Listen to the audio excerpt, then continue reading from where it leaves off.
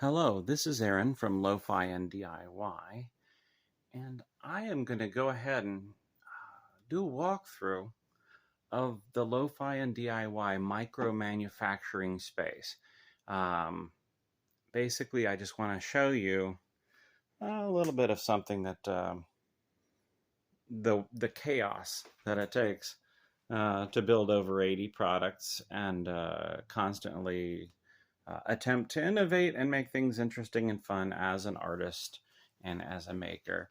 Um, First thing, basically, you'll see a lot of toolboxes like this throughout. And that is because basically there's tons of little pieces to everything. Also, this space, you can see I've built up and up and up practically to the ceiling of my Victorian house. And this is not a low ceiling.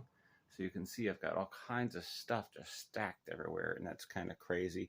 This is going to change. I don't intend to stay in this space uh, much longer this year. I'm finally moving out. Well, you can see here, this is a standing desk and all the mess involved with that. This is my actual most assembly is done here. This is my creative space for assembly. It is a computer armoire that's just stacked, as you can see, packed to the gills, and of course, like I said, up to the ceiling with all the things that go into it, from tape holders to pens to just about every kind of tool you can imagine. And that, of course, is just where the tools begin. Let's see if I move this chair here. By the way, a comfortable chair is absolutely necessary because I spend a lot of time at that desk. And you can kind of see here, you'll see just basically everything's going to be just stacked with tools. That's kind of all the stuff that goes into constantly building, measuring tools, etc., all the way down and all the way across. I have to maintain over 20 3D printers, so those are just some generic hardware, lots of things that go into this stuff, just all the way down. But then I also have to build product. This space here is actually the resin space, and you can see things get stacked on top, and I have to move them off as soon as I'm generating resin. Prints, everything here is constantly shifting. Those are my resin containers, these cabinets here. Everything's constantly shifting, and that's the problem. I've run out of spaces to shift everything in this space. So you can see things that shouldn't be together. Like these containers here I use for alcohol are right next to some of my FDM printers, not exactly ideal. And you see my FDM printers go pretty much through all these spaces all the way up. Like I said, to the ceiling here. I've got just tons of FDM printers doing their thing.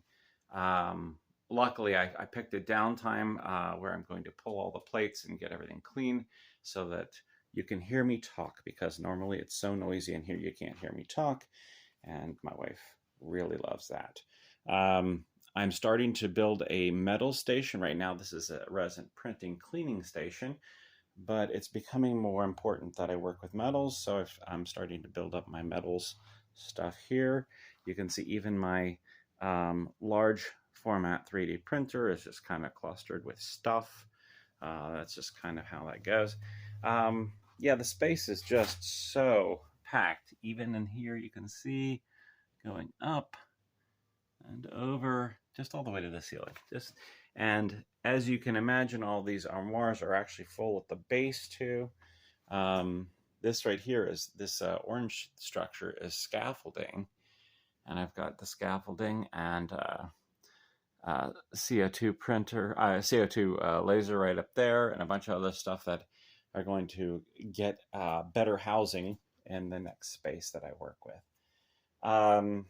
The chaos spills into the other parlor, and it's just in here, it's not a working space. As you can see, it's just an overflow, and that's kind of terrible for this wonderful old home to have overflows like that. So we are going to work on that. Now let me take you out to the backyard and to where my new micro-manufacturing space is going to be. And where's my, oh, there's Pepper. He's doing a little bow for you. That's nice. Okay, so here is the new space.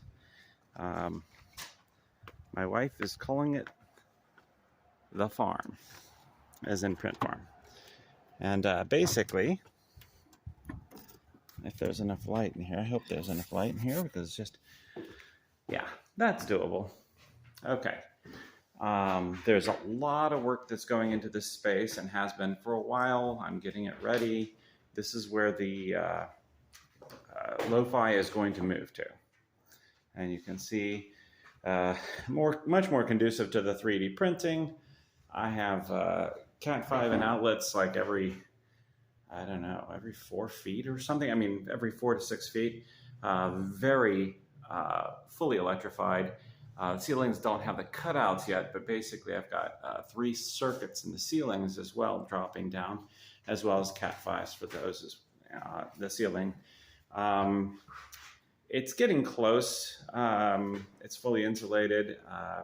I still have to hook up, as you can see, the air conditioner and heater right here. It's definitely a big space and much more practical here. I'll let you see the layout a little bit better. It's much more practical than what I have inside of the Victorian house. And it'll be nice for my wife and for myself to actually have the house back and not have it just overrun by 3D printers and machines. There's also another aspect of this that I just absolutely love and I'm really looking forward to, aside from networking everything, which is going to be awesome. It actually is going to have 2 running ducts going out, one here and one down on this end. One is going to be for my resin fumes and the other is going to be for my laser fumes. I have them clear on, basically 22 feet apart because laser fumes might be tied to flames and resin fumes are tied to alcohol. So I figured I'd want to separate those 2 out. I just have 2 tiny little windows in the front, a little barn door, because I'm actually hoping to do videos in here as well.